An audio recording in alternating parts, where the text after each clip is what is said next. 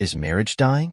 There's been a general decline in marriage, but behind that decline lies a more interesting story. Why do people get married in the first place? Let's dive into it. First up, for some folks, marriage is a religious matter, a covenantal relationship. For many others, there's an economic element. And of course, companionship and love play a huge role. You fall in love and want to spend the rest of your life with someone. So there's a romantic element to marriage. Another reason, historically, was pregnancy, the so-called shotgun wedding. There was a belief that bringing a new life into the world should happen within a marriage. And let's not forget the status signaling aspect, perhaps more relevant today than ever. Being married can signal success and status within society. So, there's a blend of reasons, religion, romance, economics, and status, that have traditionally led people to marry. Now, let's talk about the old model of marriage. For women, it was often an economic necessity, especially if they were going to have children. They needed a man who could provide. For men, marriage was a way to attach themselves to their children. If he was going to have kids, it had to be with a woman who would raise them, while he provided. This traditional view was founded on deep inequality between men and women. The women's movement, with figures like Gloria Steinem, aimed to make marriage a choice rather than a necessity. They fought to free women from what they saw as the economic bondage of marriage. And this inequality has been successfully shattered by the women's movement. The institution of marriage, central to human societies, has been fundamentally transformed. It's now based on very egalitarian principles. Women have significant exit power. They can leave bad marriages. In fact, women are twice as likely as men to file for divorce. This represents a huge achievement for humanity. But for men, the old role of being the sole provider is also out the window. So, what does it mean to be marriageable today? Women are looking for more than just a paycheck.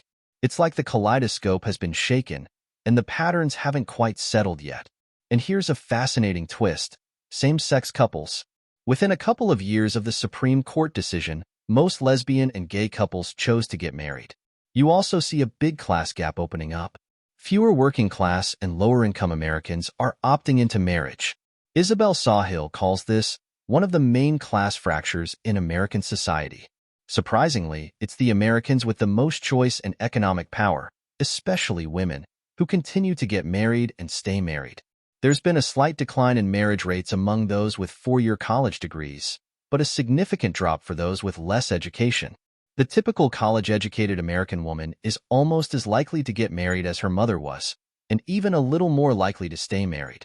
Another big change is the age of first marriage, now closer to 30. Compare that to 1970 when most college women were married within a year of graduating. Today, both men and women are entering the labor market, becoming economically successful, and establishing themselves before marrying. Marriage has become more like the capstone of a successful life rather than the beginning of a journey. We can't tell a single story about marriage in America anymore. Different stories emerge based on class, race, and geography. A significant cultural shift is that Americans no longer see marriage as essential to having a fulfilling life. Only 1 in 10 Americans believe that marriage is necessary for a complete life. That's a massive change. The old model of marriage based on the economic dependency of women on men is completely obsolete. We now have much more equal and fair family models, but maybe not as stable. The challenge is to create more stability in family life without sacrificing the goal of equality. What should we aim for? Strong relationships where people can raise kids well. Marriage can play a part, but there are alternatives like civil partnerships. What matters most is parenting and how we raise our kids. It's possible to imagine a renewed future for marriage based on egalitarianism and shared commitment to children, but that's up to us to create. If marriage is to survive, it will be in a new model, not a restoration of the old one. To learn how to practice 5 strategies to save your marriage, watch this video until the end. First, let's talk about communication. Communication is the foundation of any healthy relationship.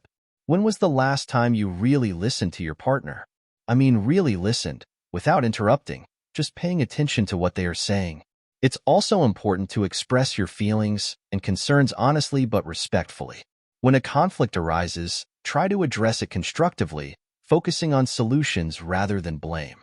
Remember, Effective communication is a two-way street. Intimacy is another essential pillar. How is the intimacy in your relationship? I'm not just talking about physical intimacy, but emotional intimacy as well. Spending quality time together, regularly showing gratitude and appreciation, can work wonders. Small gestures of affection, like hugs and kisses, can strengthen your connection. Sometimes, rekindling the spark can be as simple as spending more time together doing activities you both enjoy. If you feel you need some extra help, don't hesitate to seek a couples therapist. Couples therapy can provide new perspectives and tools to address underlying issues. Attending relationship workshops can also be a great way to acquire new skills and insights. Think of it as an investment in the health of your relationship. Working towards common goals can bring you even closer. Have you thought about planning your life together? Discussing and aligning long-term goals like finances, careers, and family can strengthen your partnership. Additionally, working on joint projects, like a home renovation or a trip, can be a great way to reinforce your bond and create new memories together. Finally, let's talk about forgiveness. Forgiveness is essential to moving forward and rebuilding trust. Both partners should acknowledge their mistakes and sincerely apologize. Work on letting go of resentments and focus on the present and the future. Being transparent and consistent in your actions will help rebuild trust. Remember, saving a marriage is a team effort. Both partners need to be committed to the process.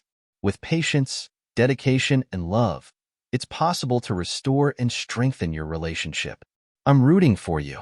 Don't forget to like, subscribe, and hit the notification bell for more thought-provoking content.